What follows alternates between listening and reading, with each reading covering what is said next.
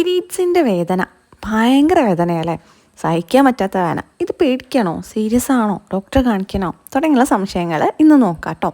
അപ്പോൾ ഇത് സാധാരണയായിട്ട് ഉണ്ടാകുന്നത് നമ്മുടെ യൂട്രസിൽ നിന്ന് ബ്ലഡ് പുറത്തേക്ക് കളയാൻ വേണ്ടി അതിനിങ്ങനെ ഞെക്കി പിഴിയുമ്പോഴാണ് ആ ഒരു പെയിന് വരുന്നത്. ആദ്യത്തെ പീരീഡ്സ് കഴിഞ്ഞിട്ട് ഒരു 2 വർഷമൊക്കെ കഴിയുമ്പോൾ അല്ലെങ്കിൽ 1 വർഷം കഴിയുമ്പോൾ തന്നെ ഈ പെയിൻ ചില ആൾക്കാർക്ക് സ്റ്റാർട്ട് ചെയ്യും.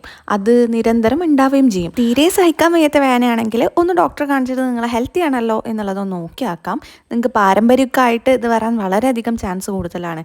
പിന്നെ യോഗ, എക്സസൈസ്, നമ്മുടെ ശരീരത്തിലുള്ള സ്ട്രെസ്സ് കുറയ്ക്കുക, അങ്ങനെയുള്ള കാര്യങ്ങൾ ചെയ്യുക. അതേപോലെ നല്ല ഫുഡ് കഴിക്കുക, ഒമേഗ 3 റിച്ച് ആയിട്ടുള്ള ഫുഡ്സൊക്കെ കഴിക്കുക. ഒരു പരിധി വരെ നമുക്ക് വേദന കുറച്ച് കൺട്രോൾ ചെയ്യാം കേട്ടോ അങ്ങനെയൊക്കെ ചെയ്താൽ. ഇനി ആദ്യം പീരീഡിൻ്റെ പെയിനൊന്നുമില്ല, പക്ഷെ പിന്നെയാണ് വരുന്നത്, എസ്പെഷ്യലി ഒരു 30+ ആണെങ്കിൽ ചിലപ്പോൾ ഹെവി ബ്ലീഡിങ് ഉണ്ടാവാണ്ടിരിക്കാം.